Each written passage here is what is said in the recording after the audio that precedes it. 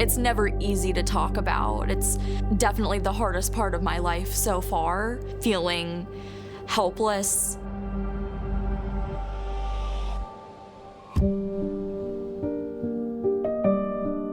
You know, I was so excited. It felt like everything I had worked so hard for paid off. And I cried when I opened my acceptance letter. I was just so stoked to be given the opportunity to be at an amazing university. As soon as she got accepted, she started making friends online, socially, and things like that. This guy reached out to me, presenting himself as someone that was going to be my mentor in the honors program. So for the first week, it was very introductory, normal conversation.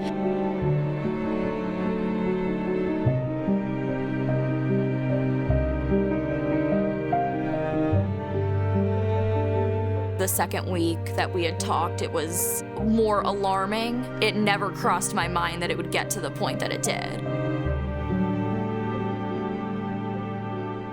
It was, oh, I already know that I want to marry you. I want to spend the rest of my life with you, have kids with you. Then it progressed to the point of, you're going to be miserable, I'll make you want to die.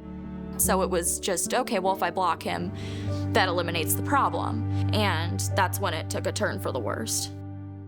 The very first day of school, he emailed me on my school email address that he's still in love with me, still wants to be with me.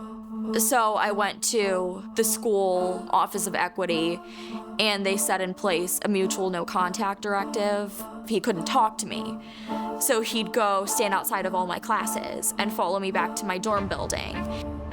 I'm sitting in my room and my phone rings. On the other end, someone had said, you know, I'm watching you outside of your window right now. We're gonna go for a nice long walk and no one's ever gonna see you again.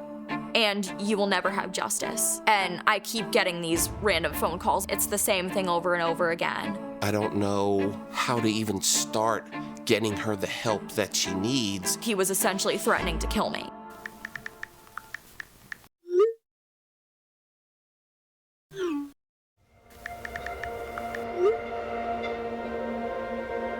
Okay, we can say that I need a protective order, but I don't know how to get that. You know, you need a lawyer to petition your case. Pretty much every attorney in the area is a defense attorney. So they're all willing to defend him, but no one would give my case the time of day. So we were sort of floundering for a little bit and not necessarily feeling that we could get a solution to the process. And I had to help comfort her and let her know that there is light at the end of the tunnel, despite the fact that I wasn't necessarily feeling that way. My dad actually ended up finding YWCA as a sexual assault, domestic abuse focused center. So we just happened to reach out to YWCA, and honestly, things just opened up immensely. We talked to an advocate named Nora, and, you know, I think she was the first person that had said, you know, I'm really sorry this is happening to you. And at the time, that's what I needed to hear. And she recommended the attorney that I ended up going with, Elaine Griffin.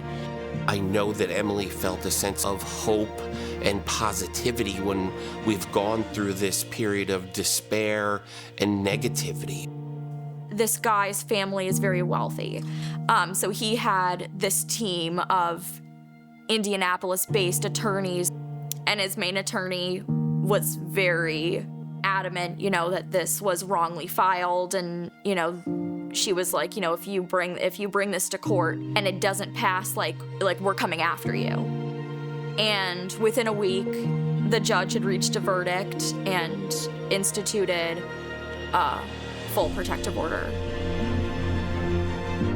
I feel like I owe so much to YWCA. They were immediately just there for me when I needed them the most. I definitely would not still be going to school here if I could not have gotten that order of protection. I have so much less fear about the way my life is going to pan out and so much more excitement and joy. Now I want to go to law school, and I would love to do more human rights work. I don't doubt for a second that this is what I'm meant to be doing.